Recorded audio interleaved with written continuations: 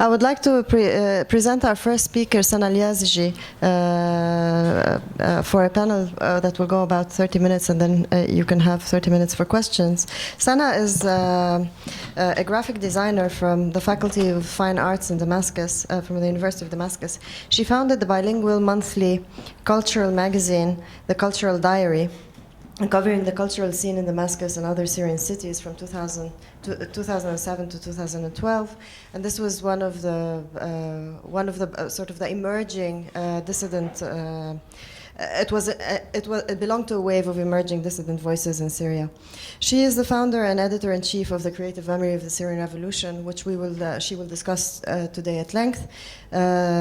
She's been working since 2013. She is also a member of an initiator of Alwan Art Therapy Initiative for Syrian children in Beirut since 2013. She, of course, lives now in Beirut. Good evening. Is my voice good? Yes? Louder? A bit louder, yeah. Okay. So, thanks to space, I don't have an fluent English, so I have to read from my papers that I prepared well. I may look at you from time to time. So thanks to space for inviting me, and thank you all for being here. I'm sure that you have heard a lot about Syria and the Syria question and the Syrian struggle these past 3 days. So I'm here to complete what all my colleagues have said already. And to say that all that they have told you about is likewise documented in the Creative Memory website.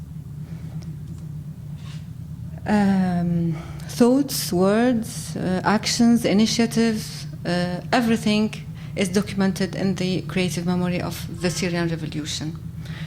As you can see, it's a website in 3 languages, Arabic, English, and French. It's divided in categories, all types of expressions, banners, murals, caricature. Of course, I'm showing you the English a version of it to make it easier for you to follow up and to read if you like to. So all type of, nearly all type of expressions. There are other types that we couldn't document as poetry. It was a very difficult mission for us, but I hope one day we can cover it.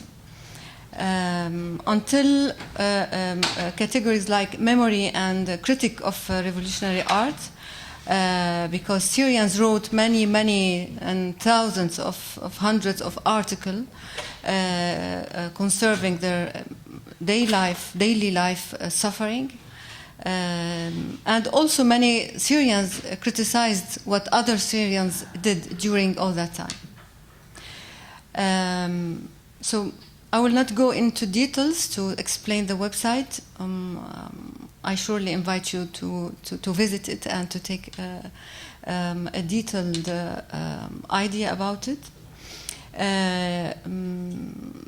Several months ago, we have launched what we call the map. The map is a sub-project of the website that links all the material documented in the website with its locations in Syria, so that you can have an idea about when, where, and what was the context and the evolution of the revolution since March 2011 until now. With a small, for example, let's take. For example, Palmyra, you will click on Palmyra and then you will have a short description about geographic place in Syria, and then you will go to the link that will lead you to Palmyra and the works from Palmyra, not about Palmyra, but from Palmyra.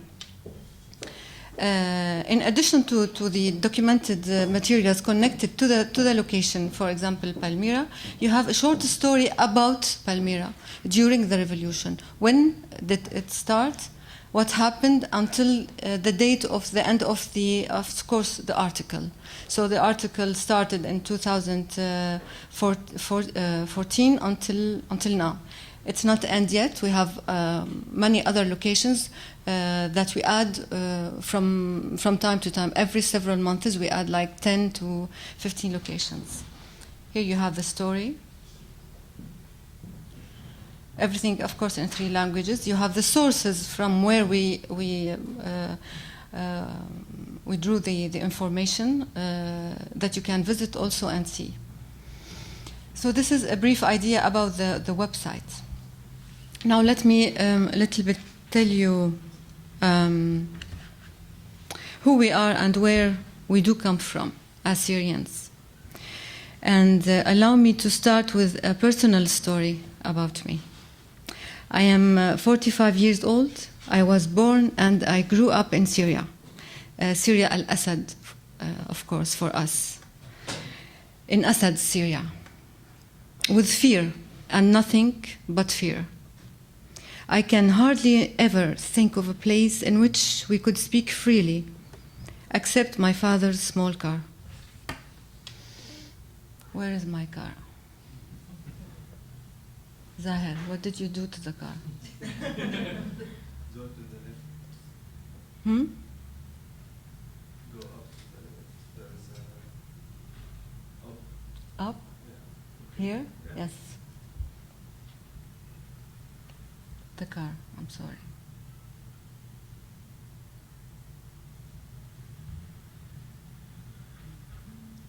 This is a long moment. This is the car of my father. Why? In the Beetle, in the Volkswagen Beetle, during our travels, picnics, and time out. That's because at home, we were also afraid. As homes has walls and walls have ears, like they say. The car does not. It kept our secret.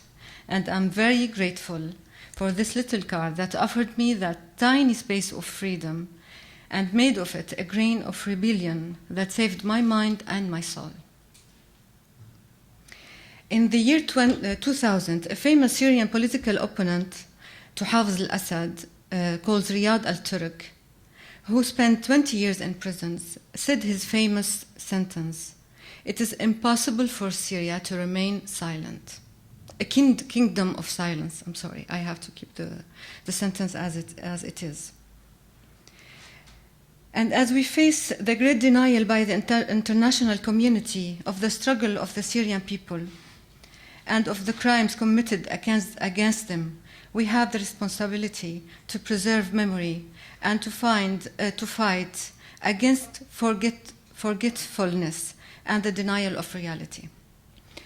What does humanity mean in the absence of justice? And what does justice mean if it is not based on the recognition of the facts that lead us eventually towards a better future that preserves people's dignity? In this sense, the creative memory of the Syrian Revolution is an attempt to record this great event, the Syrian Revolution, and to archive its facts. The website is an ongoing project, documents the revolution's different means of expressions. As you can see, it's all about expression. And it's the main concern for us. Its demand, its evolution through the current point in time until now. So you have what people said and how they expressed themselves through the banners, the murals, the paintings, the drawings, all type of expressions. What happened in 2011? When did people go to the streets? What did they say and do? And what happened to them? The following here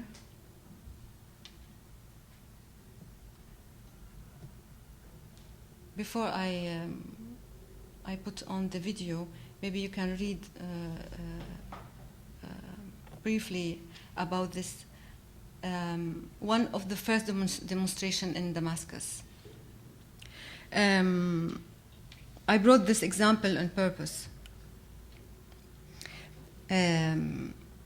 This demonstrations is a spontaneous one, right? Knowing that for over 40 years, every small gathering of any kind was forbidden. Only marches organized for the glory of the tyrant was allowed.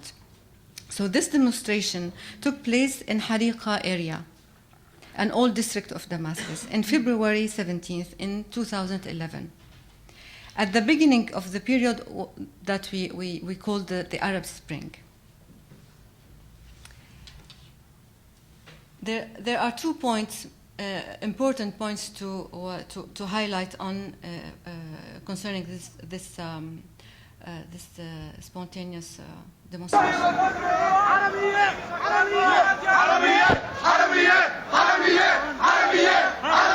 Here people are saying thieves, thieves. Of course, this is totally unknown in Syria.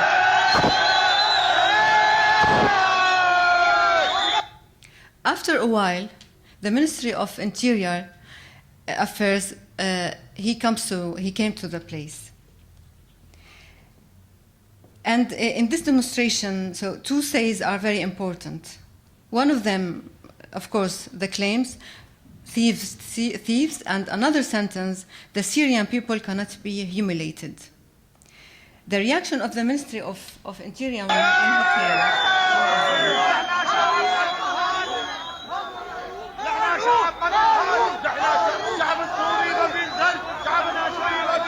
the Syrian people cannot be humiliated. Here comes the convoy of the Ministry of Interior.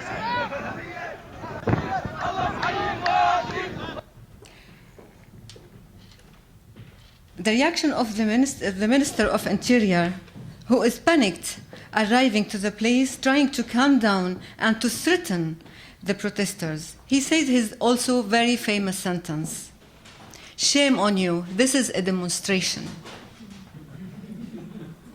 And people panicked themselves. They replied, no, it's not a demonstration. And they started to chant for Bashar al-Assad. So at the end of the demonstration, people will say, "Where are your men, Bashar al-Assad?" Here we go. This is the Ministry of Interior. They are welcoming him, mostly because they are afraid of his reaction.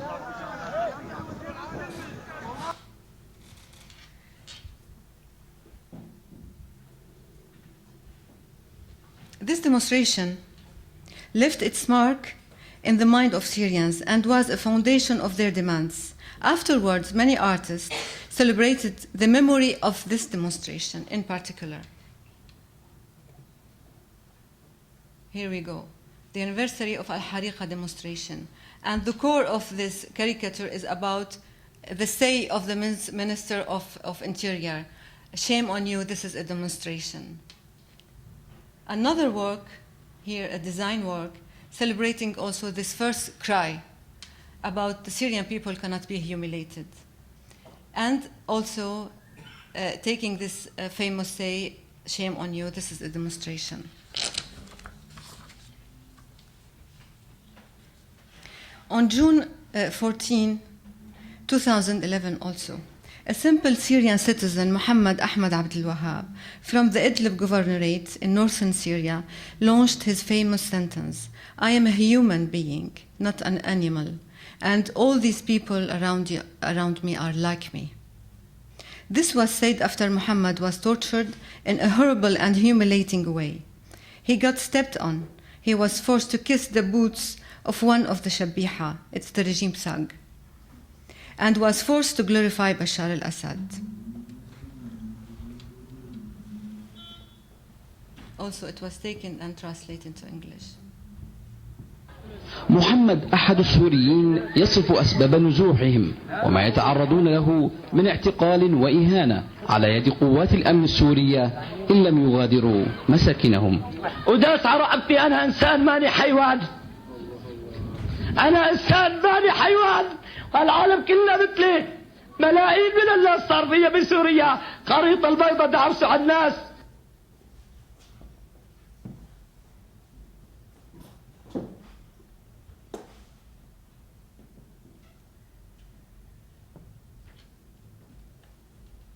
So this day also was celebrated by other Syrians, known and unknown artists or creators. You have this, a design. You have this, a stamp, and many, many others. Those words and quotations from Dar'a in the south to Hasaki in the north, and from Deir ez-Zor in the east to Latakia in the west, have symbolized the meaning and the spirit of the revolution. And those who said them became icons of the revolution. Our language became the house of the truth of being. As Martin Heidegger, the German philosopher, says, he added, those who think and those who create with words are the guardians of this home. These stories and many others are stories of the average Syrian citizen, exactly like you, average Norwegian citizen. And those words about dignity, or rather the lack of dignity that may appear to you as evidence, are the root of the old and ongoing suffering of the Syrian people. For more than 40 years, the dictatorship tried to kill us. It forced us to remain silent, but we kept on existing and found our parallel lives, a kind of underground. And this is what explains, in a way, the incubation of the revolution by older generations. Existing is a sort of resistance. And when the uprising exploded in March 2011, speech became free, our minds became free, and the space became unlimited for the expression of our creativity, which Syria has not known for many years. People demonstrated all over the country, opening finally the way to a new future. They chanted for the revolution after years of chanting for the tyrant. They sang popular songs, changing their words to meet the demands of the people. In public spaces, they danced folkloric dances to keep up the enthusiasm and to make them more stronger facing the snipers and the army. So this is one of the folkloric music, dancing, and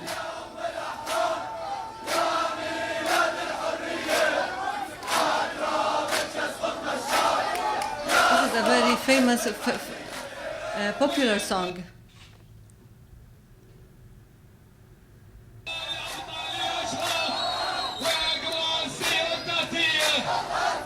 This is a kind of popular dance, folkloric, and the song is a popular.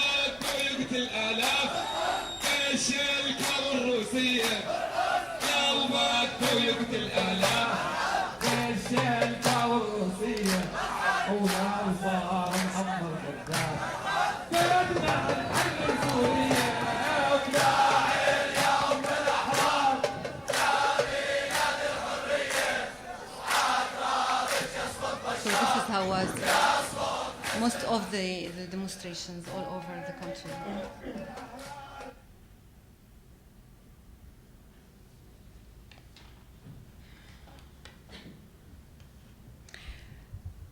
Banners from all over the country were raised to call for the fall of the regime after decades of being for the sake of the regime.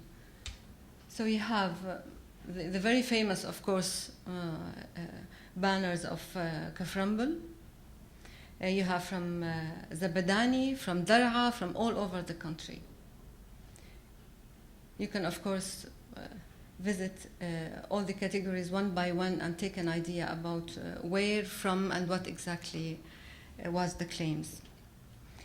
Even Daesh, the Syrian people resisted Daesh, and the Syrian people resisted everything. They resisted all the enemy that they had in Syria. They resisted Bashar and his army. They resisted the Islamic groups that violated their rights. They resisted Daesh.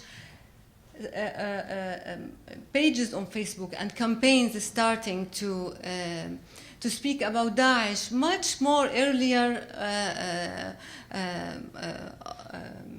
comparing to the international community. When the international community started to talk about Daesh, we were already being killed by Daesh. And when they started to talk about Daesh, we started to laugh at them, like we do all the time. It's a way of resistance also. It's hilarious. The revolution continues in Al-Zabadani. So everybody, during the revolution, everybody turned photographer, journalist, and reporter, documenting the daily crimes against them, as well as the daily violation of their rights, thus consciously or unconsciously preserving their collective memory. The uprising pushed all Syrians, the youth in particular, to the public sphere. Politics became an everyday issue. A new reality was born, in which at last citizens had a role.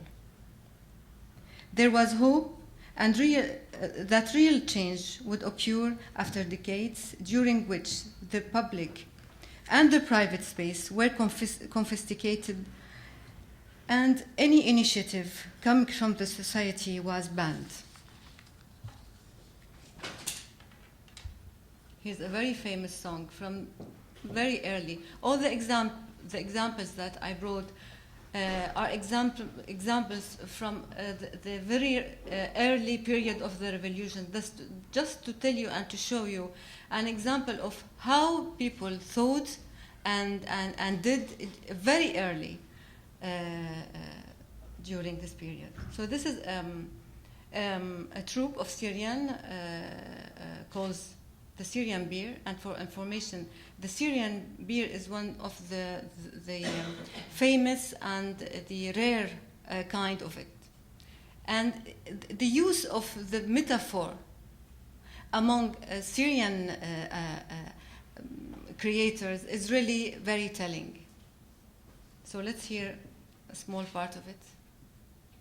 And I really invite you to read a little bit about the lyrics, saying that we are bored from forever, enough from forever. Father and son, we've had enough.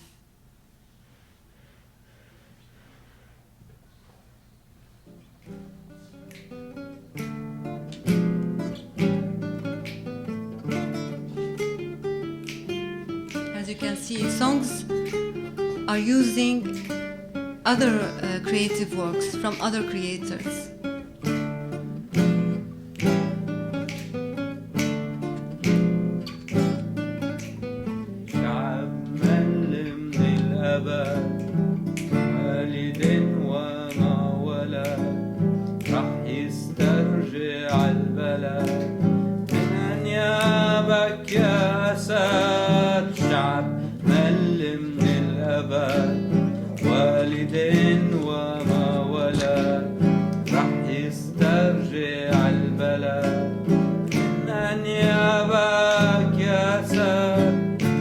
بشار طلع الضوء ما عاد نخاف من العو يومي راح تشيلك أو بكرة الأيام بتحلو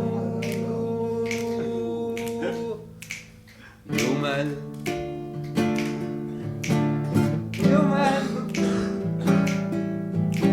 من أمك من أبوك صدق يمل من أخوك وصهرك يمل من أمنك من كل مين مين بأمنك يمل من الفوضى اللي بنظامك منك يمل يا نحول اسمع الحكاية بيحكوا بمجلس كان في مراية. If we have time and you would like to hear more, we can do it maybe at the end. A very famous, popular singer, Abdul Wahab al-Malla from Aleppo, who created many songs for the revolution and who dealt with all the details. He criticized opposition, he criticized Geneva procedures, and he's a very simple and popular singer. He was a rebellion, of course, and then he became a free army, and then Daesh arrested him, and until now we have no information about him. He said his very famous also sentence that it doesn't matter to translate words, you have the music already. Here's one of his famous last song before he was arrested. It's about Geneva. Of course, he's mocking from Geneva procedures.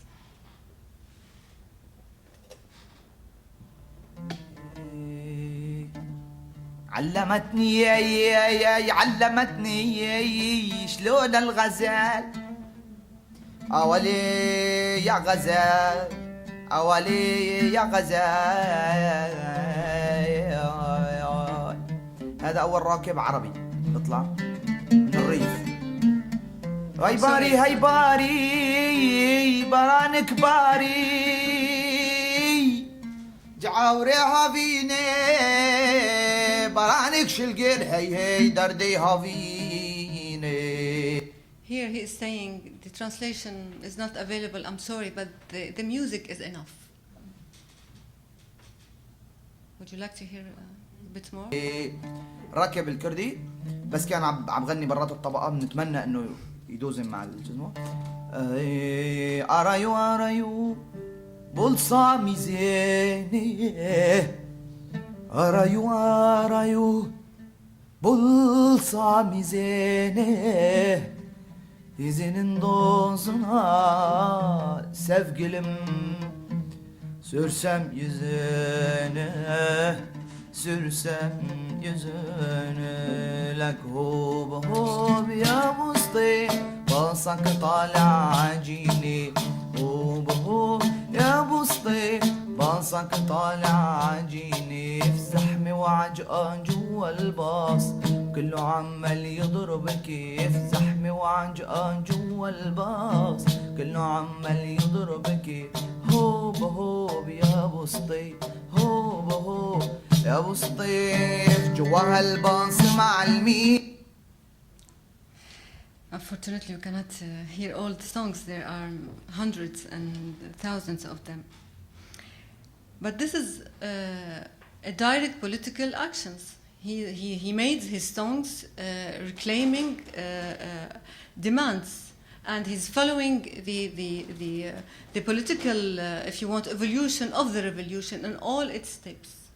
That shows you how deep the revolution, the change that was made by revolution, and it touches everyone in all over Syria. Everybody made graffiti and painted murals with slogans against the regime and calling for the freedom. This had such an impact, the graffiti, that the regime itself used the same tool of the revolution to deliver his message. But of course, his only message was about him or nobody, him or he will burn the country.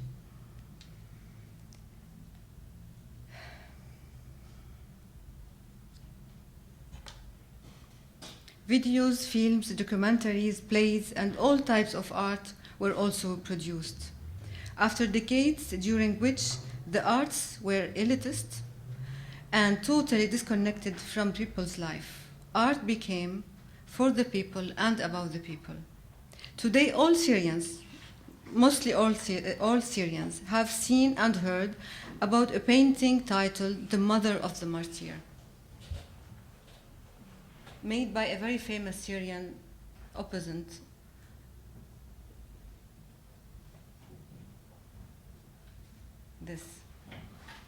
This is a very famous painting of Yusuf Abdelki, a very known and from the, he would be angry if he was here, old generation opposite. Another sculpture from a very famous sculptor, also old generation. He named his work by The Killing of a Protester. Between 2011 and now, over 250 printed and online publications were established over all Syria, while during over 40 years, we had only 3 local newspapers for the local party Ba'ath. An excellent website was launched several months ago about documenting only printed and online publications. It's in English and in Arabic, so you can also, when you have time and the interest, go and visit.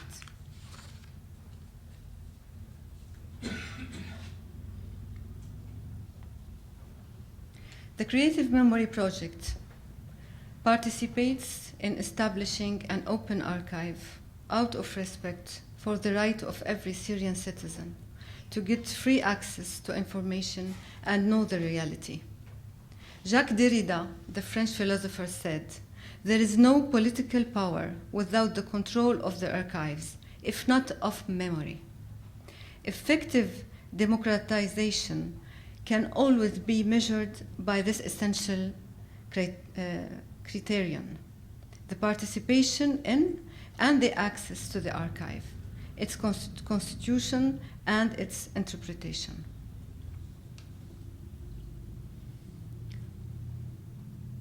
To say a few words about what memory can play for the future.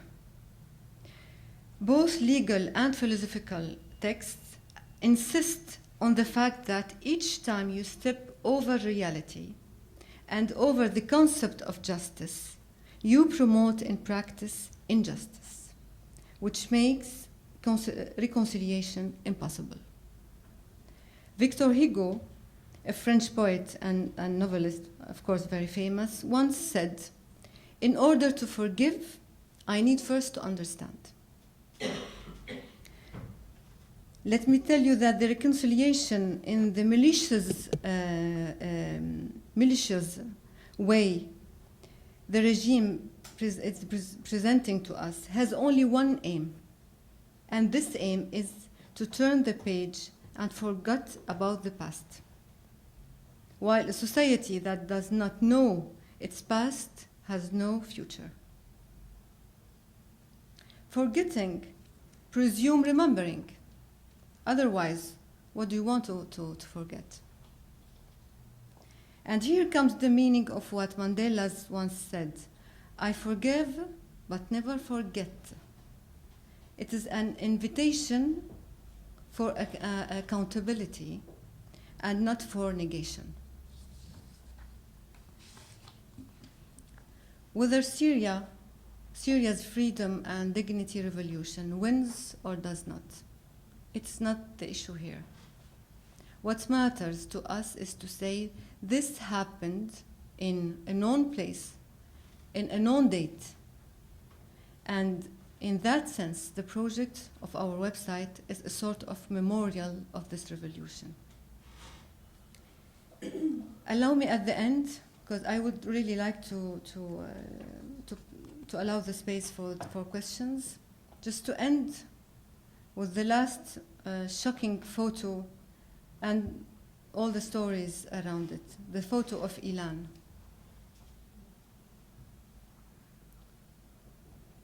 We have, since over 1 year, on the website we have a tag about drawing.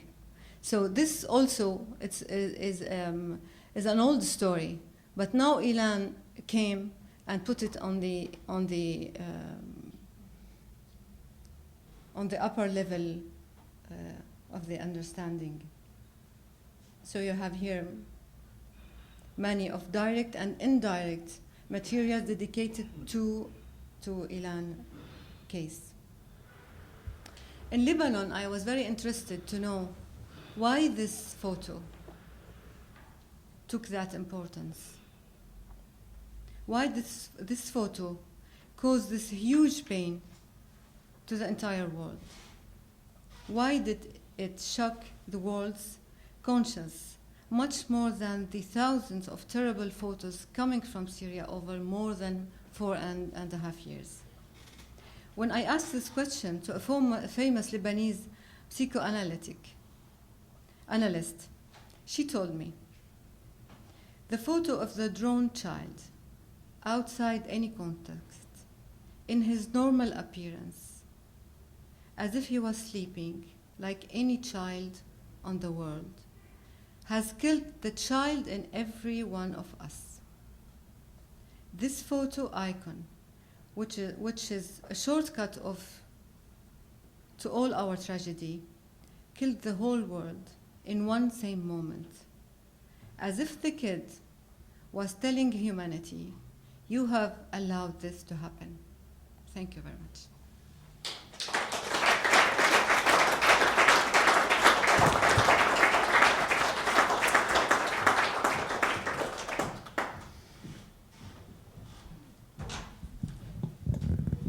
Sana, thank you so much. This was wonderful. I'll open for questions. Do we have a mic? Yeah.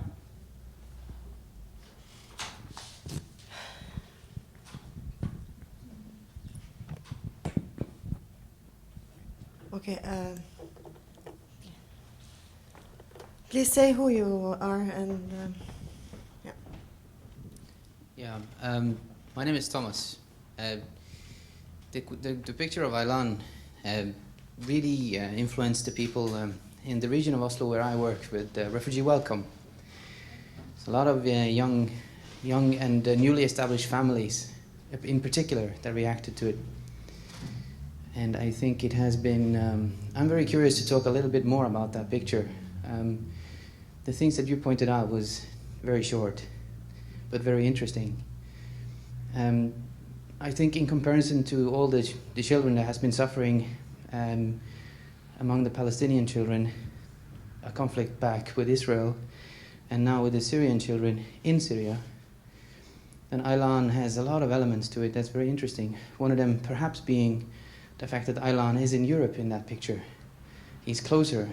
I wonder if that has anything, if you have any comments, and if you think that meant a difference in itself. Well, of course, many articles, even in the website, we have documented 2 or 3 articles in 3 languages speaking about Aylan's photo. So the analysis of why this particular photo are really very, very wide, and they cannot be not only from my point of view, from everyone's point of view. So I think we can include all these arguments, but the main issue is that everybody ask himself first why he was touched by this photo. This is very important, and this can give you a tangible answers to why we move or we react for this photo and not for others' photo. So I think answers are there inside everybody of us.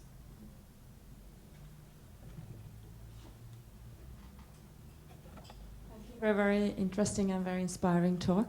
My name is Åsne Seierstad. I came a bit late. I hope you haven't, excuse me if I ask something you already said. I wonder how you, from which sources do you gather material? Is it people who have already been able to leave Syria and can talk freely? Is there a difference from government-controlled areas, ISIS-controlled areas, liberated areas? If they deliver different things, yeah, how do you gather? mainly, first of all, I forgot to tell you that the Norwegian embassy is the main supporter for the website. It's a detail, but of course we have a German, French, and so Norwegian institution that supports the website. We mainly ourselves gather the information. It's all the materials are uploaded. They are in internet, on websites and on Facebook pages. So mainly our team collect the information, and the information and materials come from every side. From liberated area under Daesh, as I told you, if you put the tag Daesh, you will see materials against Daesh and pronouncing Daesh and trying to take the people awareness for the dangerousity of Daesh much earlier than the international community started to talk about Daesh. So if you just put tag Daesh, then you will see the different materials and the message of these initiatives and these campaign pages. Under the regime, of course, until now, there are still many initiatives that create materials, of course, less than before.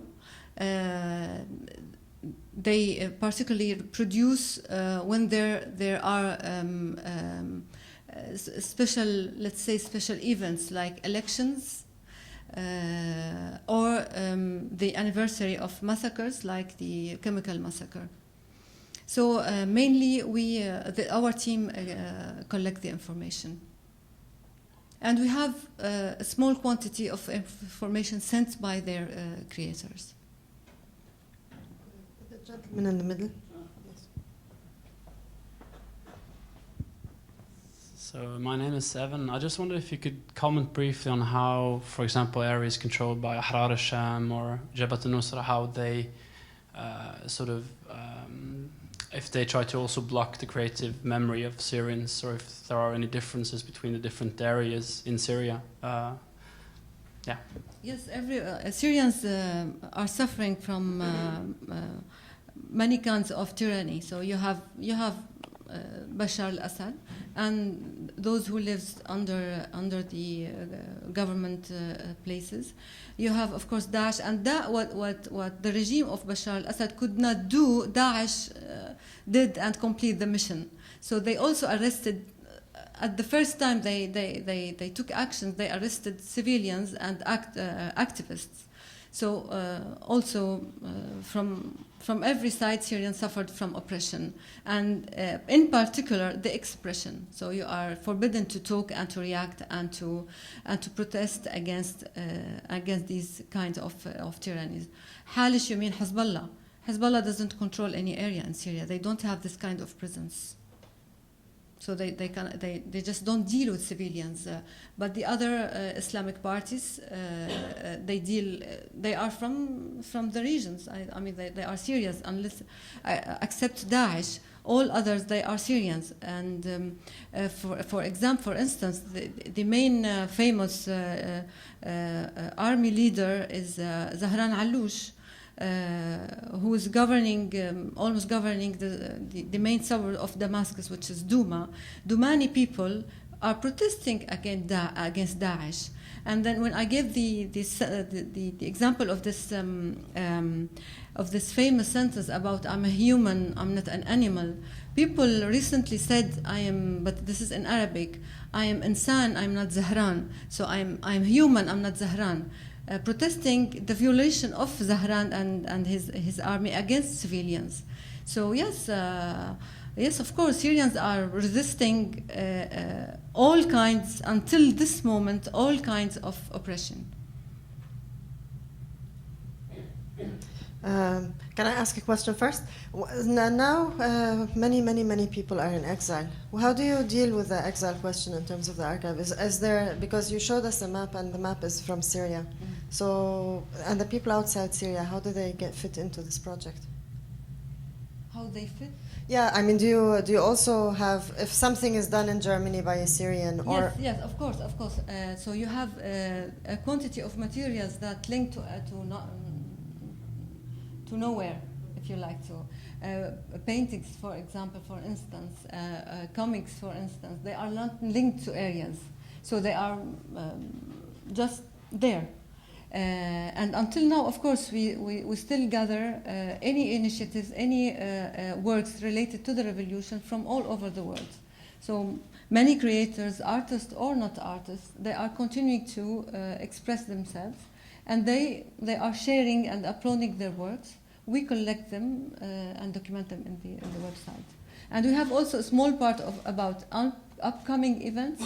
It's about events that take place almost everywhere in the world supporting the Syrian Revolution. So every event related to the revolution and to the cause of the Syrian struggle also is announced on the website. Osna? I have two more questions.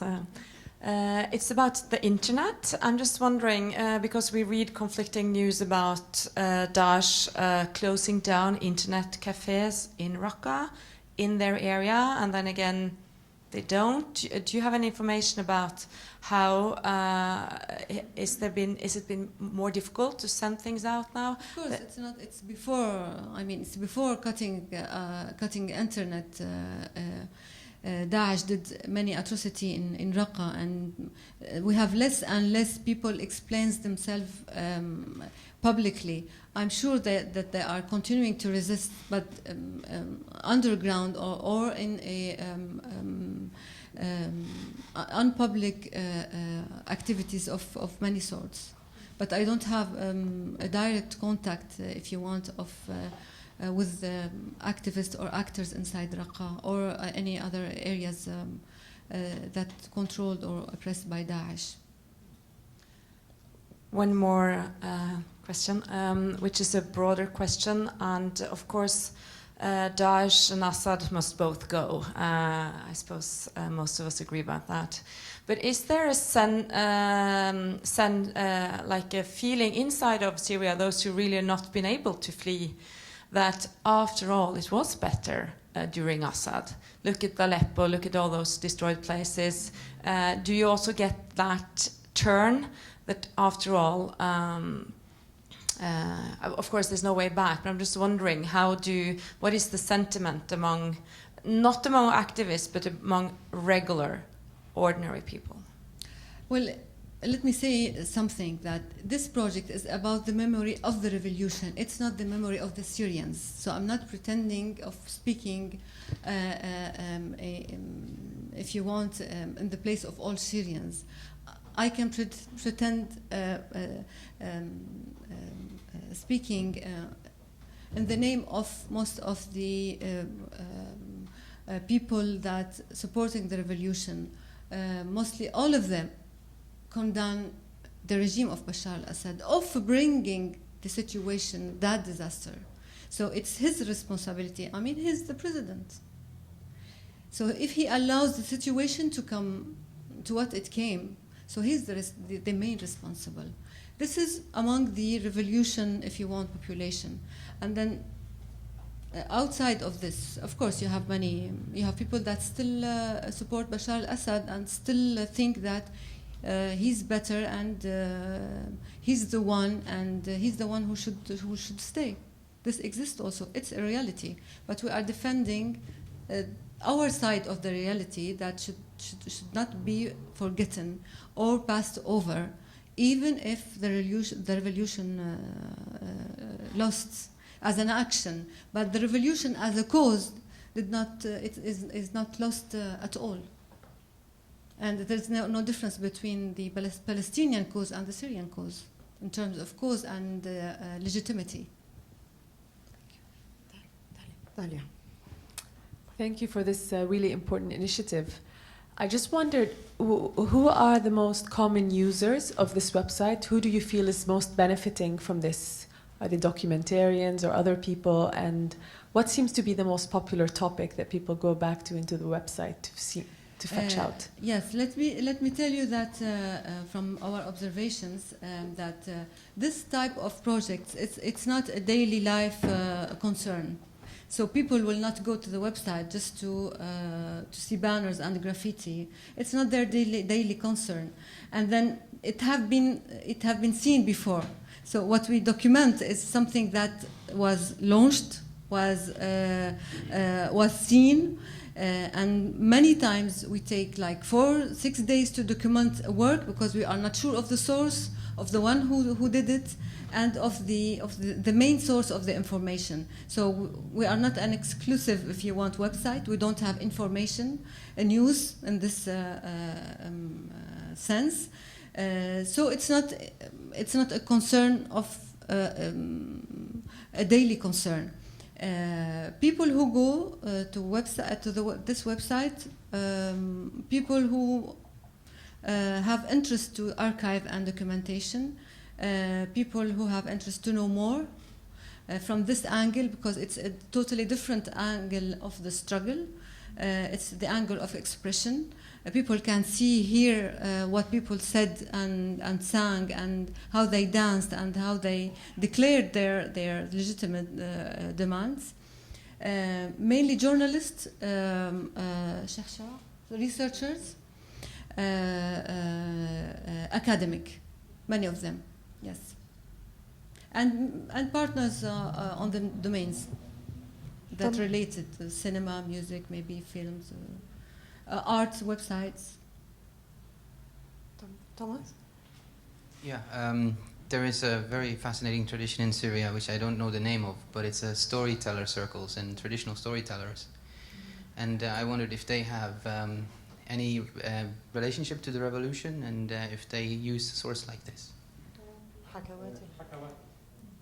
If they have anything related to the revolution. Until now we did not document.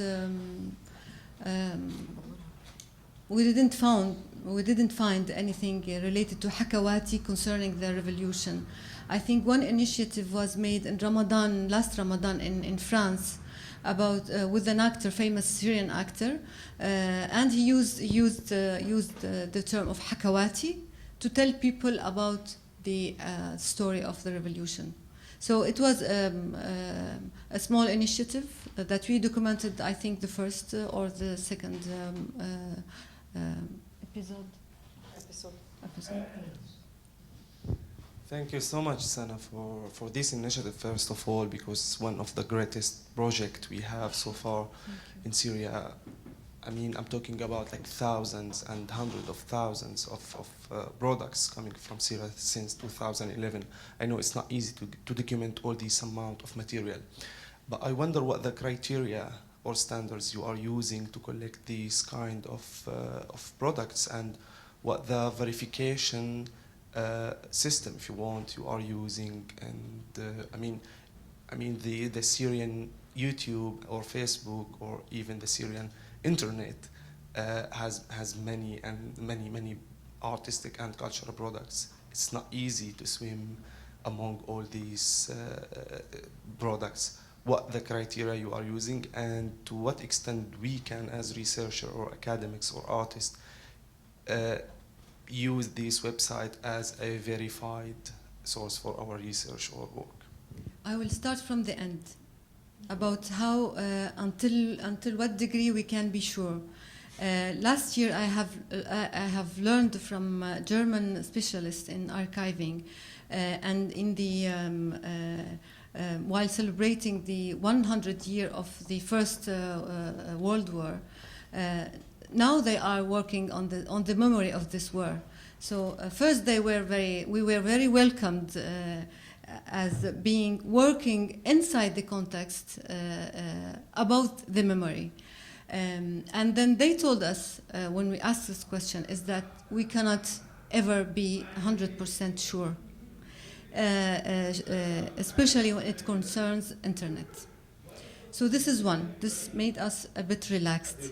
It is indeed a very complicated and serious mission. So to be sure of the information of the one who did it, and how we choose.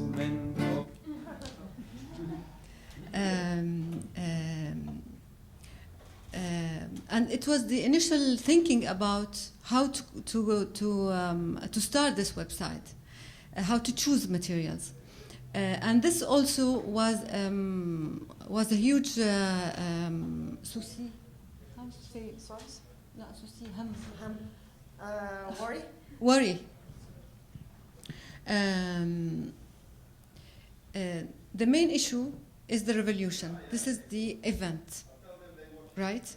So what we aim to do is to document the event via the expressions. So we'll take this big event and try to see how it was explained and expressed. And we will document all these expressions that are talking about the revolution. And then inside the revolution, you will have many incidents, surely. So every event inside this big event was also expressed. So the mechanism was to document the big event and the many huge other events inside this event from this angle of expression and from all over the country. So not to concentrate on one artist or one creator, on one initiative. To take all the one examples from every initiative from Dar'a. One example from all the initiatives of Deir ez-Zor. So this is why until now we cannot say that we are archiving, we are documenting, because archiving is archiving everything, and which is mostly impossible, especially with the many change of Facebook pages and online blogs. So the main concern was to document the event, a particular event, from the angle of different ways of expression. And then we don't care at all about art or not art. We don't care at all about this is excellent work or it's very bad. We choose. Sometimes randomly. We don't care. What we care about is to document that this initiative was made in this area, documenting this event from that area. So you can see that it's moving all over Syria. You see what I mean? And this was very difficult to achieve as an idea from the first place. But then now, having many trainings all over the way, we are much relaxed, and we know that we have the right to make errors. It's okay. We can build on this and improve our way of documenting.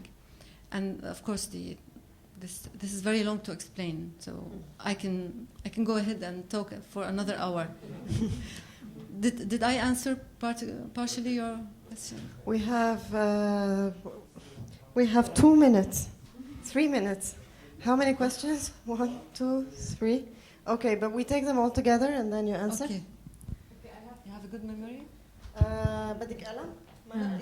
Yeah, I have 2 questions, not very connected. One question is that I remember when I first met you in 2011 in Damascus, you were giving also a beautiful talk about the cultural life in Syria, since you were commissioning this cultural diary.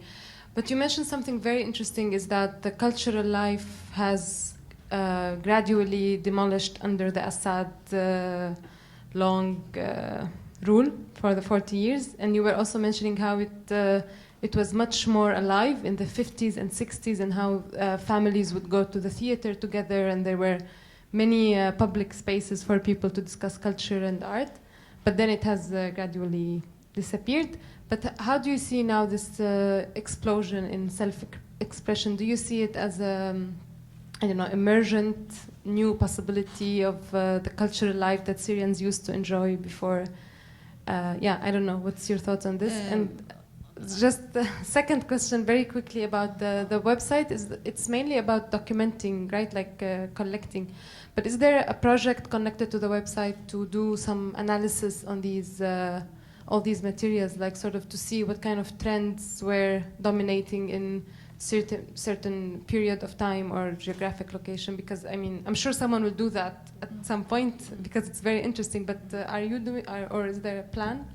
Yeah, to do that.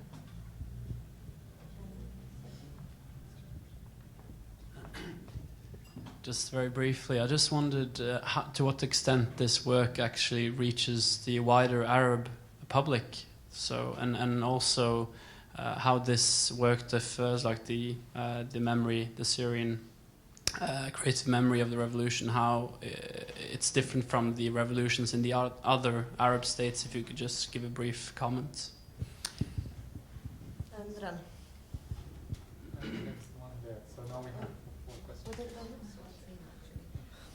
Sana, I'll just like to build on Zaina's second question on if you're looking at, because I was thinking about a timeline of serious events of which were followed by the arts work, if you have any kind of timeline or the website shows this, or if you're linking your website to other analytical programs like Envivo, like it can shows all these relations between the times, the locations, just a question to see if the website is getting this information or it's linked to other programs, or you have this as a plan in the future. I think we should leave all the questions to personal questions now, so that Sana can answer and we can start our next session, so people don't get tired. So I will answer also start from the end about the analysis concerning the materials. We as a website, we don't have, not yet, we don't have this project yet, but we have thought about it, and we have thought that it was very important that in some time Syrians or others may analyze all this intellectual movements. We have already many hundreds of articles of critique of this creativity, and we pretend that having this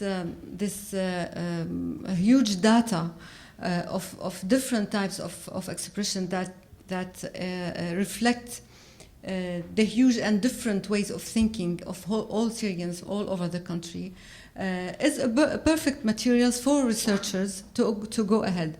So we are not launching, if you want, a sub-project of the website. Maybe it will come in the future, but it's perfectly welcomed, and it's worth it, of course. And next year maybe we are searching to be connected with projects like us, so that we can do this kind of measuring maybe, but all this is related to analyze, right? Expressing before Assad, yes, I've mentioned that very quickly at the first, from a personal perspective and a wider perspective. Now, of course, the revolution had made a change. You cannot deny it. I mean, it's stupid to deny it. It's like we say, yes, we won the revolution. We didn't win, but the revolution is there. The cause is there. The change, yes, was there. It's like an earthquake. Can you deny an earthquake? Of course, it changed, and it was a deep change, even for people pro-regime and pro-Assad. Now they are criticizing everything unless accept Bashar al-Assad, and we see the demonstration in the areas pro-regime against governors and against violation from the official army and the thugs. So yes, of course, the change is there. Beautiful lady, thank you. Sana.